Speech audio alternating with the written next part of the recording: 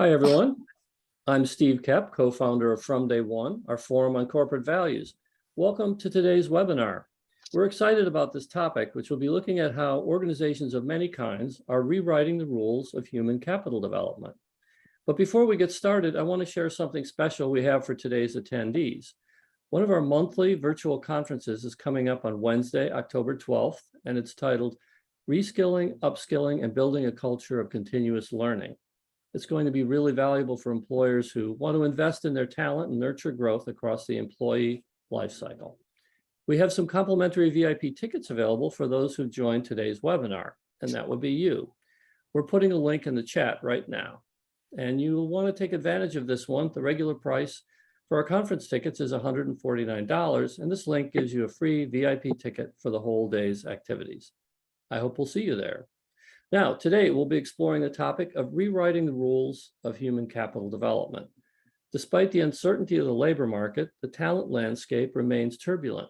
Talent is moving, companies are backfilling from the Great Resignation, and unemployment is low. Employers are even more pressed to think about how to protect and invest in their human capital, the backbone of organizational success. How are companies rewriting the rulebook in this environment, reassessing their approach to employee engagement and L&D? Are they going beyond transactional approaches to invest in their employees through coaching and other methods? And alternatively, what fundamentals are companies revisiting to re-engage talent and win back workers?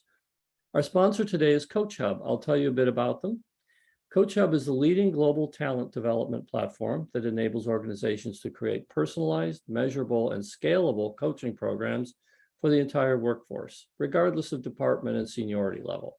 By doing so, organizations are able to reap a multitude of benefits, including increased employee engagement, higher levels of productivity, improved job performance, and increased retention. Now, a few quick logistical items. This webinar is being recorded and will be available on demand soon after the event, so you can look out for an email in about 24 hours with that link. The same email will have info on how you can get professional development credits for this session from both the Society of Human Resource Management and HR Certification Institute. And look out for a written account of the conversation on our website at fromdayone.co. About 45 minutes into the webinar, we'll have a Q&A session, so you can submit your questions at any time you think of them using the Q&A button at the bottom of your screen. Now, I'd like to introduce our moderator for today, Kelly Yamanuchi. Kelly is a reporter covering the airline industry and other business beats for the Atlanta Journal-Constitution.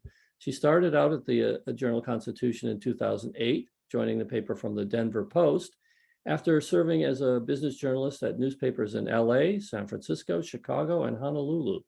She has a bachelor's degree from Harvard and a master's degree from Northwestern University's Medill School of Journalism. So we know we're leaving this conversation in very capable hands.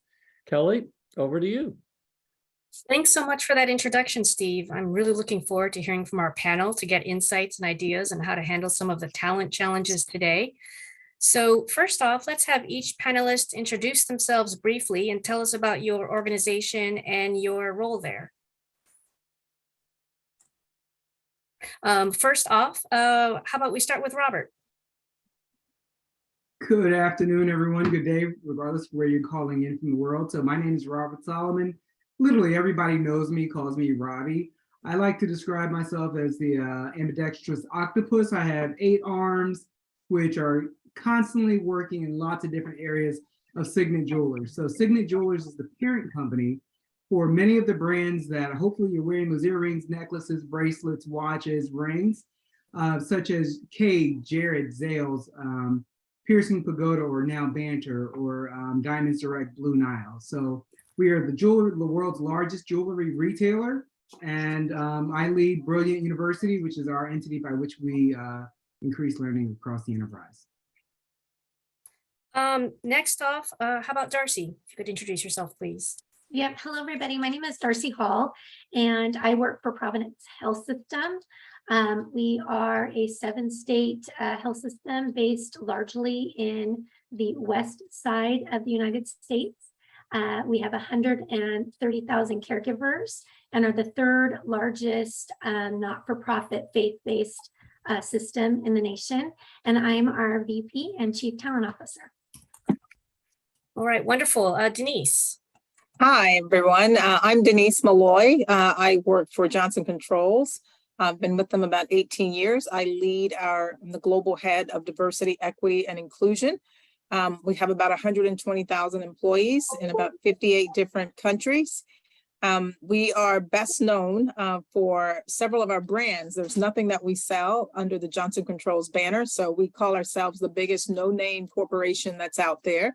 But we are the largest building automation company in the world. We have Simplex Grinnell, which is fire life safety, Tyco Security, which is security, and we have our York Medicis HVAC solutions. And so anything that pertains to making a building operate more comfortably and safely, you will find Johnson Controls in that space. And I'm so pleased to be here with you all today. Wonderful. Thank you so much. Liz, if you could introduce yourself.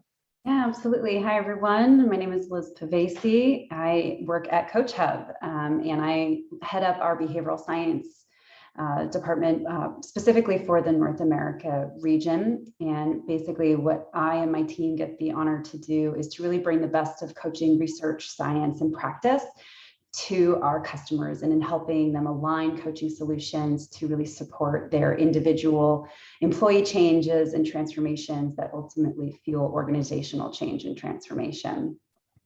I won't go a little bit more into what else we're doing at CoachHub, but we really want to bring coaching to all people at all career levels. Excellent. Thank you. And Christopher, let's hear from you. Okay, so my name is Christopher. I'm the Chief People Officer for Sam's Club, kind of looking after all things attracting, developing, rewarding, retaining talent. Sam's, probably a lot of you know it, it's a membership warehouse club. It's a semi-autonomous division of Walmart, about $74 billion in sales, 600 locations, 100,000 people kind of scattered across the US and Puerto Rico, really focusing on good quality, good assortment, better price, great convenience for members. So I've been here for 2 years. Before that, I spent most of my career in CPG companies. I was with PepsiCo for 14 years. Before that was in travel industry, and then consulting prior to that. So it's a pleasure to be here. Excellent. Thank you so much, everyone. So let's jump right into the discussion. So let's start first off by talking about the issues that we're facing in the workplace today. There's been a lot of talk about the Great Resignation, and more recently about quiet quitting. I'm wondering why you think that is, and how can companies tackle those challenges? Liz, let's start off with you. I think these new buzzwords or phrases are kind of old wine in new bottles, to be honest. And so when you look at what's underneath and driving these phenomenons of Great Resignation, which McKinsey did a great, sort of report on that in 2021, and then reading some recent, work from Gallup and other organizations around quiet quitting, what's underneath all of that are the things that drive and motivate and engage people to do and engage in meaningful work. And that has been pretty unchanged for many decades. So you have, individuals who are leaving organizations and deciding to take back more of their time because they don't see the opportunities to learn and grow. They don't feel valued or supported in their workplace or have a sense of belonging. They're seeing gaps in what's really expected of them and don't feel enabled to do the great work that they want to do. Those are the same drivers, whether you call it quiet quitting, Great Resignation. And so what that all really comes down to, though, I think is really a symptom of poor management infrastructure and leadership infrastructure, because so many of those drivers are really within the sphere of influence for managers to really help equip, grow, and develop, remove barriers for people to do really good work. Some of that is management skill and capability. Some of that is on the organization to have better infrastructure, processes, ways of working to really enable all that great work. So I think those are some of the really kind of important things that are really, again, bubbling to the surface and presenting, sort of the challenge and the call to us as organizations and us as leaders and managers to really think critically about how we can help our people thrive, because when we have thriving people that can contribute and do meaningful work, that is going to help drive forward our organizations. Absolutely. Denise, did you have some thoughts about why we're hearing the discussion about these topics lately on quiet quitting and the Great Resignation? Well, yes, I do. And I just happen to be one that that's not entirely, much like Liz, I'm not entirely buying into the Great Resignation. And I do understand quiet quitting. But when I think about the Great Resignation, I think about the employers that are out there that aren't losing their employees in record numbers. And it's the employers that have gotten the culture piece of this equation right. They've developed a very strong culture of recognizing, rewarding their employees. And those employees feel a sense of belonging. They feel valued and they understand the importance of value creation, right? So I think that there are those that are getting it right, and there's an opportunity for us to look at those best practices of those best in class companies and really understand what they're doing, what their secret sauce is, so that we can emulate some of that really positive behavior. I think on the other side of quiet quitting and all the reasons why the culture, it doesn't support individuals and they walk away, I think it's critically important that we empower our employees.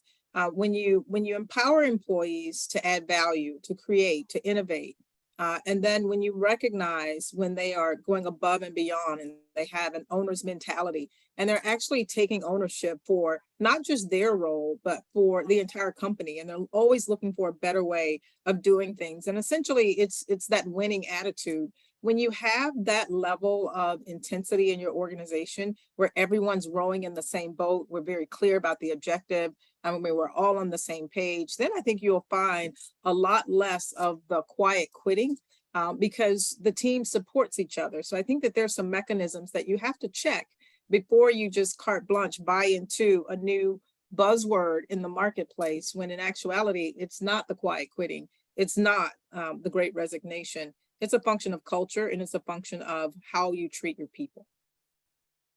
Excellent points. Can I just add one, just to tag on to something Denise said, if I can? Yes. I think on the Great Resignation piece, you can just look at the number of folks that have decided to either leave the workplace or change jobs somewhere else. Kind of reassessment probably feels better to me than resignation. And the quiet quitting piece, I think on that one, certainly it's going to vary a lot by company, but even when you look at a lot of the Gallup data, engagement has basically been relatively stable for the last 20 years. It has not really gone up. It's not really gone down. I think most people like the managers that they work for. And I don't think in the aggregate, of course, it depends by company, but I don't think companies have ever offered more in terms of benefits, in terms of manners and methods with which to engage associates. So I get a little leery. The resignation piece, you can just look at the number of people leaving jobs and know. On the quiet quitting, though, I feel a little bit like I haven't seen a lot of good data that really suggests that that's an actual thing, more so than kind of a narrative you see in the media. Yeah, but I would add, Chris, that one of the things that we do at Johnson Controls is I always ask our employee, what's your why? Why are you doing this? Right? And if they can answer the why, then it's going to do one or two things. It's going to allow you to continue, or you'll arrive at the conclusion that I'm in a different space and time in my life, and everyone respects that. And this is why I say the Great Resignation, because of COVID, because of burnout, and because of the reasons that are cited, I think we have to be careful. But when you ask your employees to ask themselves why, what's my why? Why am I doing this? Why am I doing it now? Does this make sense for me? Then everyone arrives at, I think, a great place. So I'm not leaving angry. I'm not leaving disgruntled. I may leave, but I know why I'm leaving, and I'm able to articulate that. Wonderful, wonderful points. I wanted to ask about some of the things that companies can do as early as onboarding to improve employee engagement and retention. So Robert, can you share what your company does with onboarding to improve retention over the long term? Yeah, absolutely. So first, we start by clearly identifying why our company exists, not just how we generate revenue. How do we become uber clear about our company and what we are trying to do? Inspiring love around the world. So that's first. Second, how do the roles that we are now hiring for support the company's existence, right? So we are bringing roles into the company very intentionally. Next is minimizing and mitigating the effect of Peter's principle, knowing that people don't leave roles, they leave bad managers. We want to make sure that managers are upskilled and ready for the next level, not just being promoted because they served their quote time. And then finally, how do we lower the barriers to success, AKA increasing the opportunities to learn, grow, and advance for those roles that they have passion, they want to grow and learn more about. So those are 4 things which we believe very deeply at Signet across our entire enterprise. Great. There have also been a lot of changes in what people want and expect from their employers today, of course. And I was wondering how companies can find out what their employees' unique needs are and what you all are seeing in your workplaces. Denise, can you tell us what you're seeing at Johnson Controls? I think when you think, and this is, I want to make sure I understood the question, because I think I missed a little bit of the last of your question. Oh, how can companies find out what their employees' unique needs are? I think this is a $1 million question, and it's a question that should be asked almost on a daily basis. I think the days are gone of performing the annual survey and getting your employee's voice once a year. And then we all know that based on the outcome of the survey, if it's not positive, then the employees have to go and build an action plan and figure out how they're going to mitigate the challenges that were exposed. I think, the route that we have now chosen to take is around pulse surveying, surveying our employees on an ongoing basis, getting voice of employee, just as I would if I were out selling, I'd seek to get voice of customer. So in this instance, we're getting the voice of our employees through roundtables, through listening sessions. We have a perspective listening series where we invite employees to share experiences about what's happening in their lives. So i.e., when there was violence against Asian Americans, we had a panel. When we had the George Floyd killing, we had a panel. And when we talk about mental health and invisible disabilities, we have a panel and we bring folks to the table and we allow them to share, to talk about the things that are meaningful to them so that we can understand, what are the needs? What are the things that you look for, in your employer, and what would give you a sense of belonging here and create an atmosphere of inclusion. So I think the more you can survey your employees, and not to the point of survey fatigue, but very meaningful interactions with them to gain their insights and to gain their thoughts, and quite frankly, sometimes even their feelings.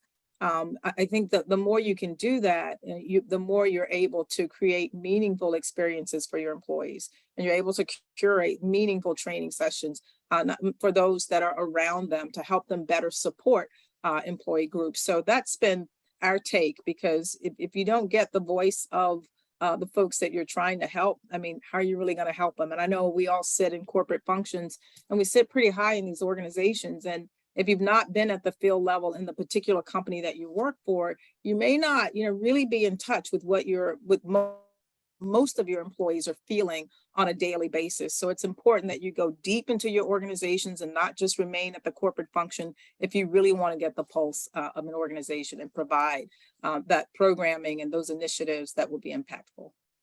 Absolutely. Great points. So there have been so many changes in the employee experience over the last few years of the pandemic in particular. And Darcy, I know that your team is focusing a lot on improving the employee experience. Tell me about what has changed. What's your team focused on today for the employee experience? So health systems, as I listened to many of my colleagues and peers on the panel, health systems were a little bit different with people leaving. It wasn't necessarily the Great Resignation. It was I'm tired and I don't find that where I'm at right now is bringing me what I thought I was as a nurse or a care provider post-pandemic. People worked really hard, as many of you know, and I am humbled by all the health systems across the nation that banded together and cared for our communities. For us, one of the things that came out of and not even out of during the pandemic, was this need to look at the human side of our organization and really drive home the difference between institutional organizations, which we all tend to be. We get really heavy in business and thinking about the business of healthcare or the business of retail or jewelry or what have you. And what we've done is taken a step back and said that we need to start to look more at the human side of the business, and that it's not about work-life balance. It is about whole person, that people should be comfortable bringing their whole person to work every day and who they are. And so one of the things we did is reevaluated what we call our caregiver value proposition or employee value proposition for those folks out of a healthcare system. And said, we went through and we listened to thousands of our caregivers internally.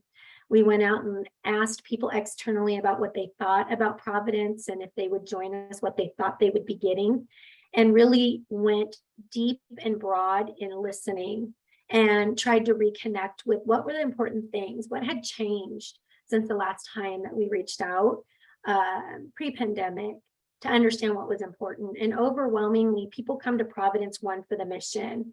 And it was very hard during that time because part of our mission is caring for the poor and vulnerable. And we had so many people inundated in our hospitals. So looking at refocusing and grounding ourselves in the mission. Also deep connection and sense of belonging. People want to come to work and be who they are, that they don't feel like they need to separate their personal from the professional. And we want to honor that, especially in the DE&I space. We want people to feel included, that they are part of our family. And so that was really important. And we wanted people to know that they had an opportunity to grow and to develop. And that's what we heard overwhelmingly. We kind of equate Providence with we're like a little city with 130,000 people. We've got lots of jobs, whether it's in the clinical space and the non-clinical space. You can reinvent yourself time and time again. And one of our commitments is to make sure our caregivers know that they have access to opportunity, that they can grow. Maybe one day you're a nurse today, but you want to be in HR tomorrow. That we have the ability to support, skill, and reskill you, and make sure that you are enabled all the way through for those people that might not see themselves in roles today, especially our lower level roles. Our goal is really to pull those folks up into living wages. So those are some of the recommitments we've made and really honoring the well-being of our caregivers moving forward post-pandemic. Excellent. Really a variety of focuses that you have there. So I'd also like to hear about some of the best practices today for learning and development, including leadership training. Christopher, could you tell us what you're working on there at Sam's Club in that area? I'm happy to do that. I mean, I think probably one of the first things I'd say, especially when you talk about just the best practice pieces, I see not only here, but in other companies I've worked with and for of, a lot of focus, what I would call on kind of form versus substance. So kind of a lot of focus in terms of tech, a lot of focus in terms of apps, a lot of focus in terms of how do we rethink virtual learning, et cetera. And I think kind of what we found is if you anchor, and maybe number one is just anchoring learning and development to ensure it's supporting what the actual business strategy is, what the actual capabilities are that you want to build. So when I think about Sam's, kind of our mission and mantra is really, how do we make sure that we're member obsessed? I mean, people pay good money to shop with us. How we make sure we have the right quality, the right assortment. How do we make sure that we're enabling people to shop when, where, and how they want? So everything for us starts with, is this in service of the overall mission? And is this in service of kind of the capabilities that we want to build as an organization? I think if you're not starting there, it's going to be kind of a long road. The second thing for me is making sure that whatever you're doing from a learning and development point of view is actually addressing the gaps you have, either in terms of some of those capabilities. So in our case, this core capability around convenience, around tech, around product, around member service, or maybe it's gaps you have in terms of actual leadership development as well. So you can look at, manager quality data, 360 data, survey data, and understand kind of where are you vis-a-vis where you want to be. So addressing gaps is probably the second key thing. I think the third key piece is kind of this evolution to much more of not either or, either classroom, either digital, some other form, but how do you have kind of better, more integrated learning journeys for people? So we think about this a lot in terms of if I look at from a field point of view, if you're trying to develop someone to get from a team lead, maybe to an assistant club manager, a lot of that's going to have to be super experiential. It's going to have to really be done on the floor, understanding kind of hands-on what these different departments do. Versus if we're trying to get a merchant from, say, senior manager to director, we try to do that in a much more integrated way. If there probably is some classroom content around what does it really mean to be a director in the company, but we want to do that in a way where we're able to not only apply that on the job, but apply that with kind of a cross-functional group that they may be working with. And then I think the final piece I would say is the companies I think that can better integrate learning into a broader ecosystem that's more personalized, I think get much further ahead. So for example, organizations that really understand from an associate point of view, where are they now? So what do they prefer? What attributes they have? What experience they bring with them? What credentials they have, et cetera. And understanding where they want to be. Learning for me can be one of many things that can help them bridge that gap from where they are and where they want to be. Help them in terms of understanding how realistic their aspiration is. Help them in terms of understanding really what the gaps are that an associate might have in terms of knowledge and experience. And ensuring that learning, in addition to different roles, in addition to on the job, in addition to mentorship, is one of kind of a cadre of options that people have. So that's really kind of the way that we think about it is, again, focus on business strategy and capability, making sure you're addressing gaps you have, learning journeys versus one type of learning, and integrating that into kind of a broader employee and associate narrative. I just want to echo, I think the very first point that you said, Chris, which I see a lot with many of our customers, is a very intentional pause in recalibrating and reorienting their learning and development strategies, really rooted into supporting business priorities, which I think, not that that hasn't been done in the past, but I see this very more intentional pause right now, because I think also what has kind of accelerated that amongst, issues that we were talking about previously is that industries are also going through major changes and transformations requiring whole new skill sets and capabilities, certainly from people, but that's because the organizational capabilities, like you mentioned, are also shifting. And I think a really, it reminded me of a really great example of one of, our customers who is in driving forward their digital capabilities and transformation, really took a very intentional approach to then their learning and development to support that organizational capability change. So I just thought that was like a really super brilliant point that I didn't want to miss that opportunity to just I see that in the breadth of a lot of organizations. And I think the outcome of that for me is, and you don't hear this phrase as much as you probably did a couple of years ago, but I'm not an enormous believer in the concept of kind of lifelong learning. I mean, I think that's just kind of a means in and of itself. I don't really know what to do with that, but I'm a really big believer in lifelong employability, which is going to mean different skill sets are required, which is going to mean different capabilities are required. And that's kind of, I think if you put that lens on it, I think it starts to make a lot more sense from an organizational point of view. And I think it makes a lot more sense from an employee point of view as well. Lifelong employability, great. And Liz, I know that your company focuses on democratizing coaching. And I was wondering if you can tell us about why that's important and how you help companies go about that. Yeah, absolutely. Coaching is one of the most impactful learning interventions. And until we had really great technology to help with some of the administrative components of delivering coaching programs, it was really only reserved for the few in the organization, right? Our higher potentials, executive development, and that, it makes sense, right? You only have so many resources to go around. But with such a personalized intervention such as coaching, and with the ability for technology to be a big enabler of that coaching process, both from specifically from a scalability perspective, it becomes much more accessible, right, to more employees at more moments that matter in their career journey to feed into what Chris just said around lifelong employability. It's not the, kind of cure-all intervention, because there are, different approaches that need to be taken for the person's goals and development, but also how that ties back to the organization.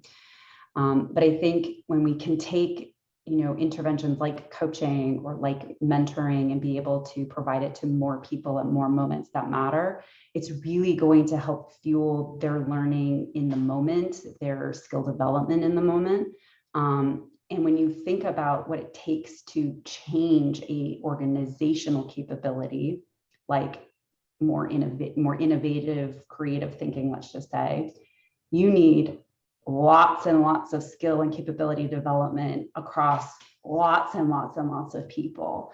And so I think that kind of hallmarks, when you can find tools like digital coaching to add to your mixture of L&D interventions, it's really going to help fuel organizations for the future, while also, certainly helping your people thrive and change in that process. So true. So true. And Robert, your company has an interesting approach to set people up for success. Tell me about Brilliant University, who it's targeted at, and how it helps to attract, retain, and develop talent. Absolutely. So Brilliant University is our corporate learning entity, and as much as it is a concept, it's also about physicality in our set of programs. How do we deliver content to every team member across the enterprise? So Brilliant University, or BU, is that gateway to learning and growth opportunities. So our team members have the ability to get a mentor regardless of the level that they currently occupy. So front level team members through SVPs can get a mentor that is strategically matched based on where they are and our leadership traits and how they are trying to get to a certain on a career path.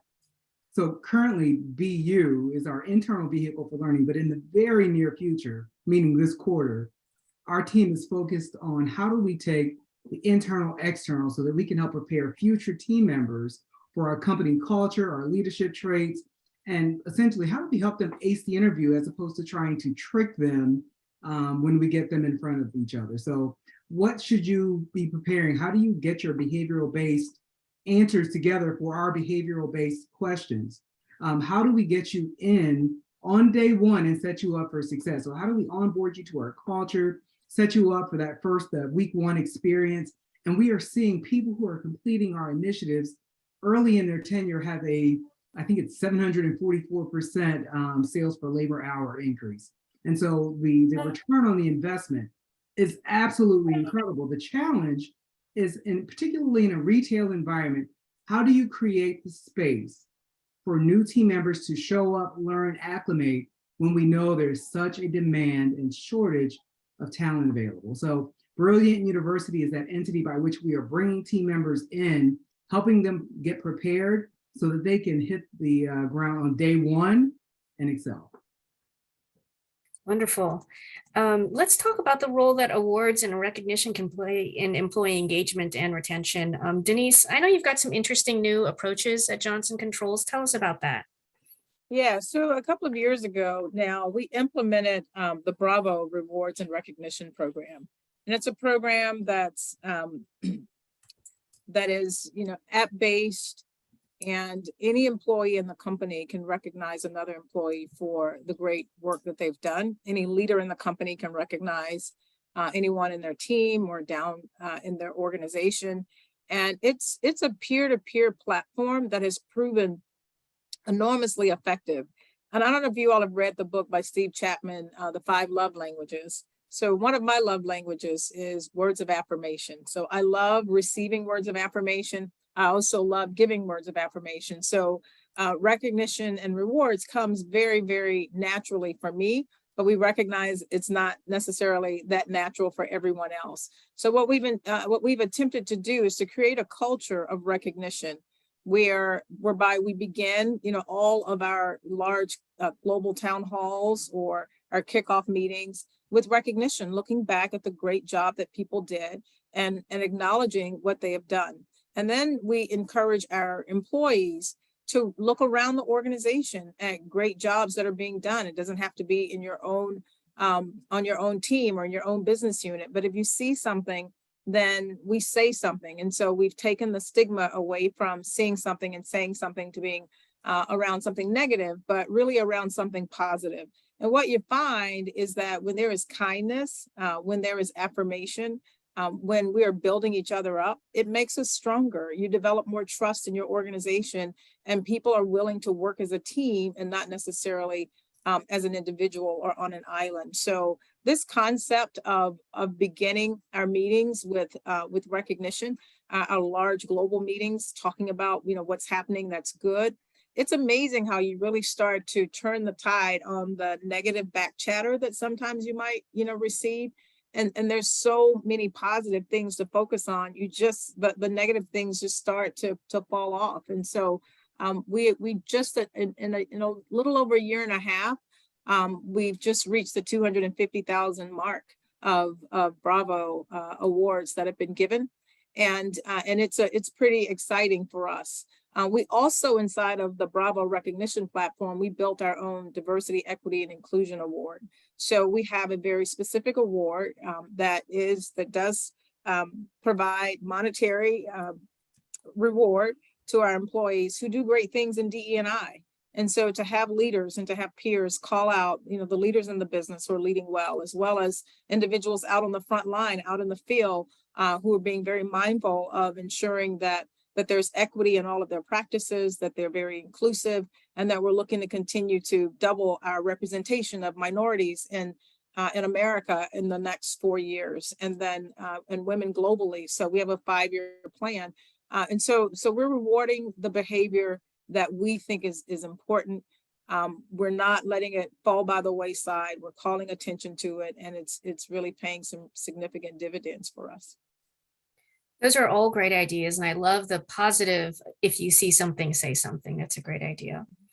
So I'd also love to hear about new approaches to growing talent. Darcy, tell us about Providence Health System and what you're doing there to cultivate the future workforce. Yeah, so we've got a lot of different programs that we're looking at that start with uniquely thinking about attraction differently, and how we not only attract new caregivers into the organization, but attract internal caregivers into new careers through the build out of career pathing. So one of our goals, long-term goals, is that every caregiver that enters the door at Providence will have a career path. We'll work with them and give them the ability to see where the next step is, whether it's an individual contributor type career path or it's into leadership. But one of our goals is to make sure that people can see themselves in new roles, and that when they come here, this is just the beginning of their journey. We don't expect them to stay in role year over year. So that's one thing when we start to look at cultivation. The other thing that we're doing is we've really had to look at how do we design for the rhythm of the business. So how do we develop caregivers as they are in their roles today, and part of that rhythm where they're not having to stop and do what I call event-based learning. There's a need for event-based learning, absolutely, but we're moving so fast and furiously these days that we're really looking at how do we enable learning at every step, whether it's peer-to-peer coaching, whether it's experiential. We are looking at flex labor, gig work, all those different things of thinking about how we develop people in different ways. How do people develop? And we know that traditional learning absolutely has a place in our organization, but we also know that giving people experiences where they're exposed to different things, different environments, different people, allow them to grow more holistically and also retain. It's an increase in retention and proficiency as well. We also have invested in our Immersive Studio, and this is 360 degree learning. So we're looking at immersive learning so that our clinicians can practice in safe environments. They don't need large simulation labs to do that. They can do that through Oculus or also on 360 degree video. So we are looking at how do we think about learning in the future including we're having those discussions that I don't know if you guys are having these yet about the metaverse. What is that going to look like? What is care going to look like in our future? And really trying to design not only for today's learner, but our future learners as they're going through and expanding. And then lastly, we have a partnership with Guild, which we'll be announcing in January, which is really allowing those caregivers more robust access to higher education and development programs, which will be an extension of our learning and development and talent team. So we've got a lot of things going on at Providence. We're having to get creative.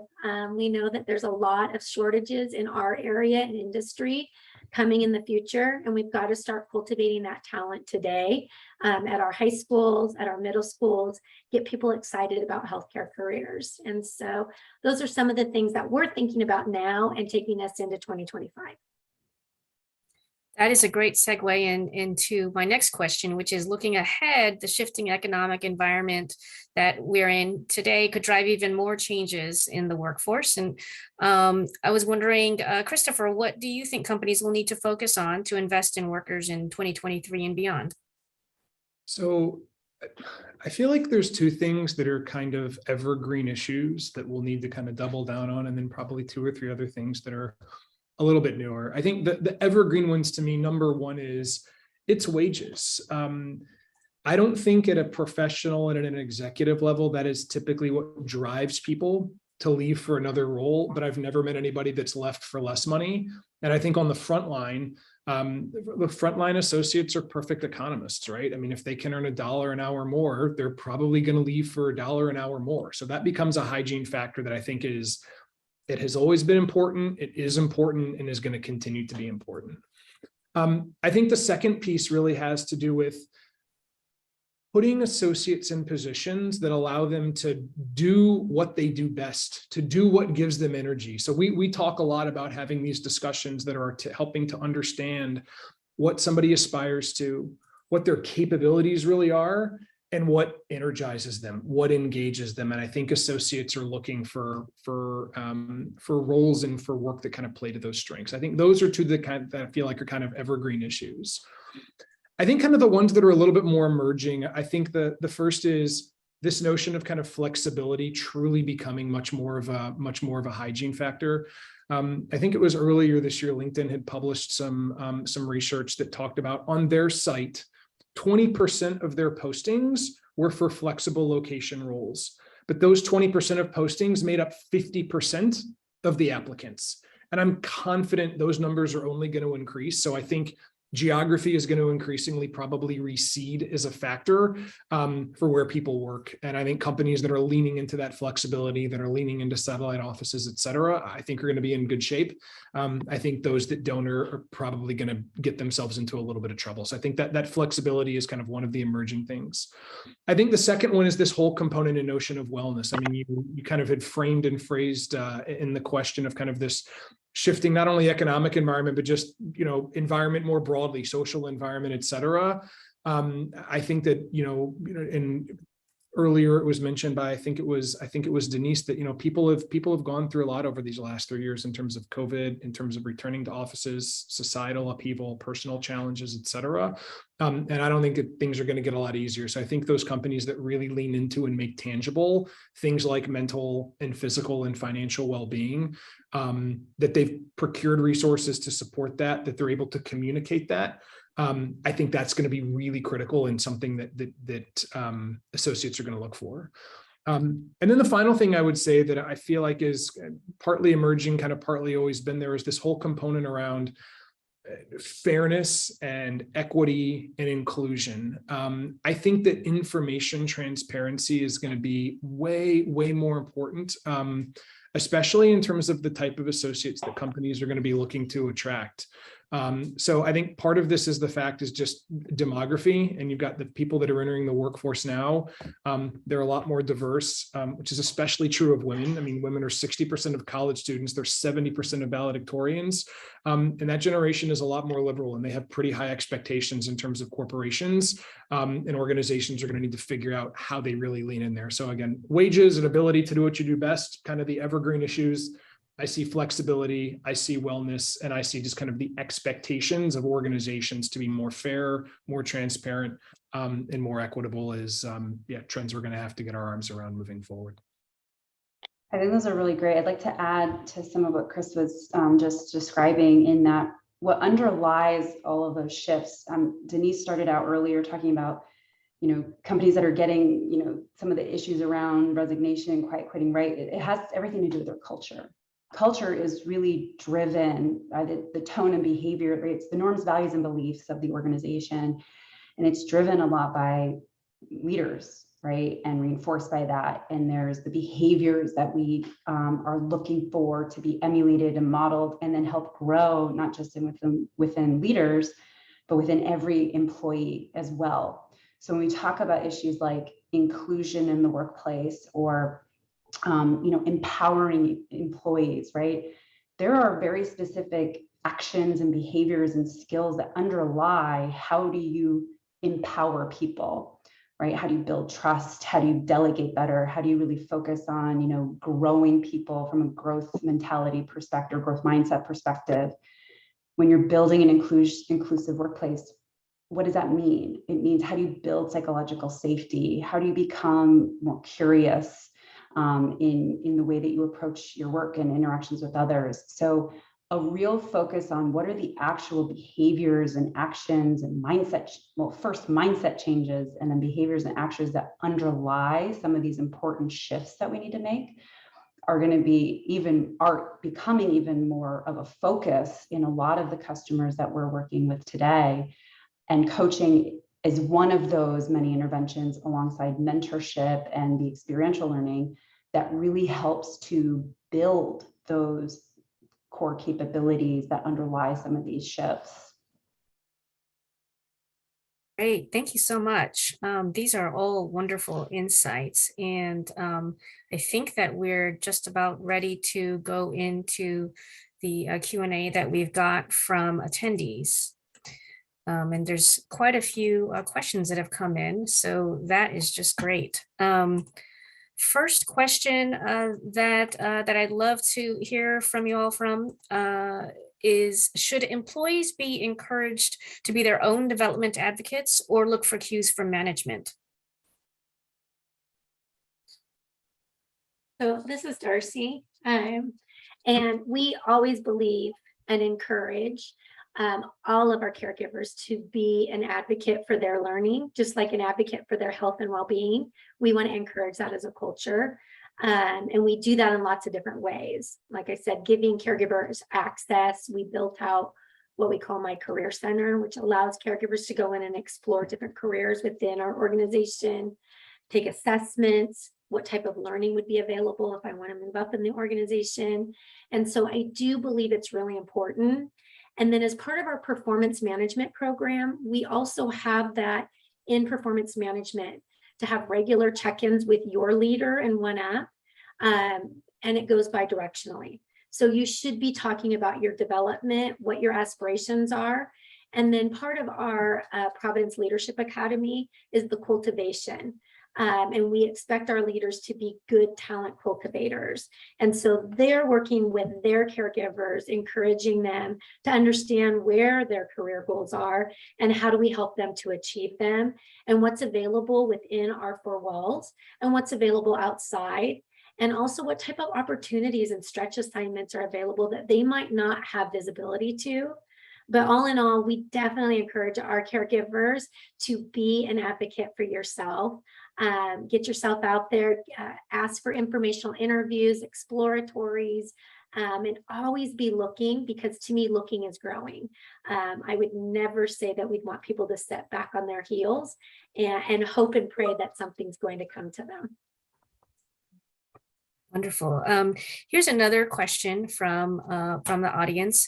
What are other ways that companies can invest in workers besides skilling and reskilling? So again, I think it depends a little bit on industry and a little bit on context. But I think there's several ways, at least in terms of the way we think about investment. So you have investment in comp and investment in wages. You have investment in development or skilling, reskilling, et cetera, however you want to define that. You have investment in tools, in systems and resources. I mean, that's a huge frustration for people if they feel like they've got the right skills, that they don't have the ability, but they don't have the ability to actually do the work that they were set out to be able to do. So that piece and component, I think is as, if not more important than some of those other things. But I mean, there's, 10 other components for that. But if you think about investing in wages, you think about investing in development, you think about developing or investing in experiences, and you think about investing in like tools, systems, et cetera, to be able to do work in a sustainable way. That's, at least in my mind, a pretty simple rubric for how to think about it. I jump in and add one of the other investments that every company can do is simply the investment of time by listening to its team members.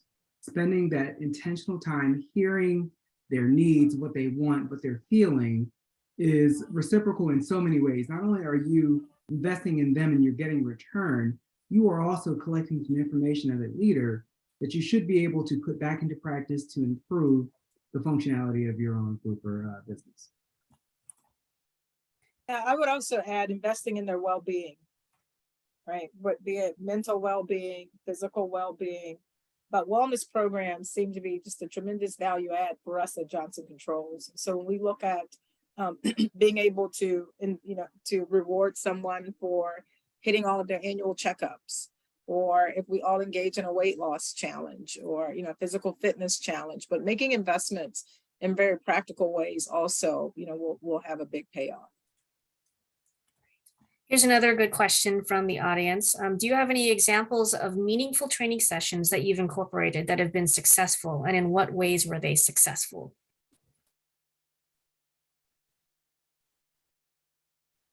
Maybe a specific example. Darcy? Yeah, so we have what we call our Caring Way, and we have a core leader version of that and a caregiver version of that. And keep in mind, when I say caregivers, that's everybody in our company. Everybody's a caregiver, whether you're patient facing or not. And this Our Caring Way incorporates all the things that make us who we are at Providence special. So we've touched upon culture. We've touched upon what our mission is and the mission. So we have a 159-year mission where sisters came over from Montreal, Canada, during the fur trapping era to care for those and that needed support. And so that tradition we hold very clearly threaded through this program. And what makes it unique is that it is exclusively who we are and how we want our leaders to lead, how we want our caregivers to speak and engage, because we know words matter, and the things that we believe are sacred to our organization. And so that's one way. This is a holistic program. New caregivers get when they come in. Core leaders also get when they come in, and then we continually revamp it as we ebb and flow and evolve as an organization. But it's uniquely ours, and it really does drive who we are as a culture and who we are as people of Providence. Great. Another member of the audience is looking for specific recommendations of leadership training programs. Anyone has any suggestions or thoughts or approaches? I think it highly depends on, it's very contextual of, what to offer up in terms of a great leadership development program. I think we have to take into context, what's the level of leader? What is their role within the particular organization? How are they impacting their strategy? What are the ultimate goals and focus areas and things that you're hoping that training program will help people learn and take forward into that job? So I don't know if anyone has one particular one they'd want to offer up, but I think it's a highly contextual question, given your business priorities and the cohort of leaders that you're growing and developing. Yeah, I would jump in and say that this is a great question and one that I really love. And as you mentioned, it really depends on the objectives of the leadership training and what you're trying to accomplish. A variety of best-in-class learning options are currently available in the market, but they all don't fit the individual learner or the culture that you might be going back into. A few solutions that we've used at Signet pretty successfully are the Center for Creative Leadership, Northwestern University, the Executive Leadership Council, AMA. A lot of best-in-class vendors are out there, but partnering with your leadership team, your mentor, and particularly HR about what you are trying to achieve becomes paramount, because what we don't want is having a team member go out to an external development opportunity and come back with ideas that really don't fit in the culture. And so how do you make that smooth transition? To me, just to double down on what Robert and Liz both said, I think for us, a concrete example of trying to get people ready to be kind of officers in the organization. And we've been very clear in defining not just what those competencies are, but what is really required and expected of an officer when it comes to how they think about talent management or collaboration or strategic thinking, et cetera. The second piece is giving people insight in terms of where they are in those skills now. So it's not just the organization expects, but where are you vis-a-vis those through a 360 or something like that. We use a lot of internal executives that kind of lay out and bring those expectations to life, and then making sure that they're able to kind of apply those practically and pragmatically if it's through a project that's through cross-functional cohorts, et cetera. So you're getting, where am I and how is this relevant to me? You're getting an understanding and expectation of what it means for the organization, and you're getting the ability to kind of apply that into a role, into a project, et cetera. I kind of come back to, like, I think that's where that learning journey piece is pretty important, but it's got to be very specific to your own company, to kind of your own culture, and what's going to work from you. And then to your point, Robert, yeah, there's a lot of great content out there that you can probably tailor to do it, but I would start with who's your company and what are you trying to achieve versus is there good content I can use? The last thing I might add to that is just then, once you've kind of identified that fit for purpose solution, is that you're thinking about not just that immediate learning journey, but what's the sustainability of that learning and the application? Because that's where a lot of, I'll call it like traditional programs fall down. And as Chris talked about, more integrated approaches to learning and development, that's where you see the uptick in performance and the learning objectives from any one program, is when you have a combined approach of knowledge acquisition, application, reflection of the things that you're learning back into, the role, the work, et cetera. Great. And we've got even more questions rolling in, which is great. So here is a question from the audience. For a company just starting their L&D program, what elements would you recommend prioritizing first? So, I think everybody on the panel hit on this. What is the business? What's the business strategy? What kind of outcomes are you trying to achieve as an organization? What are your people outcomes?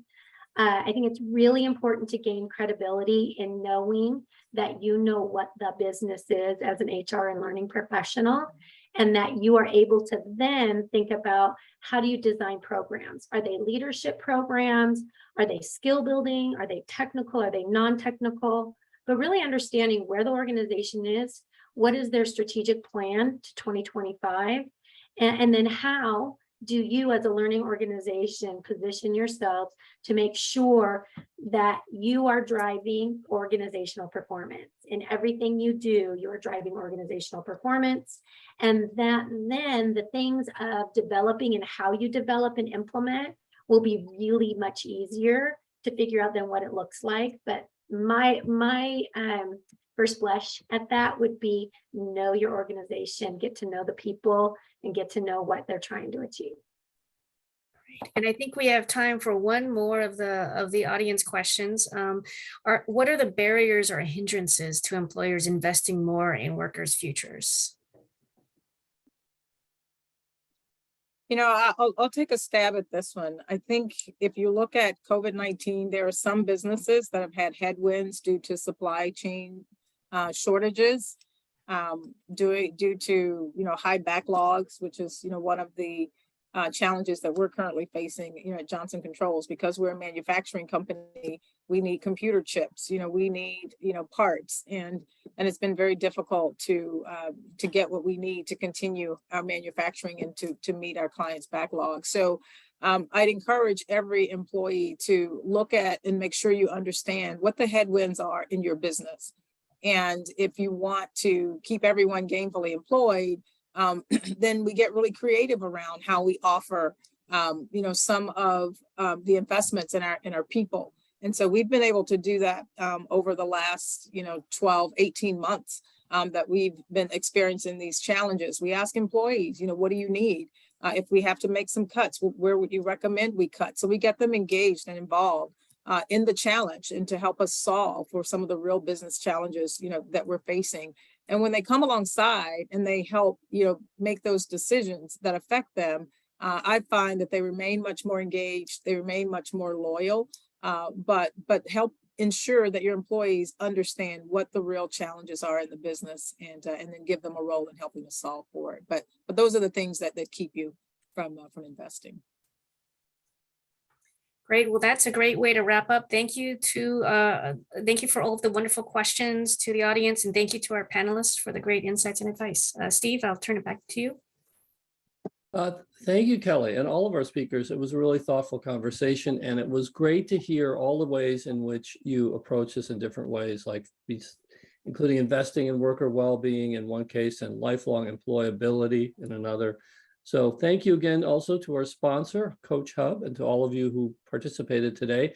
If you'd like to join us for more virtual programming, you can head to our website fromday1.co and check out more of our upcoming events.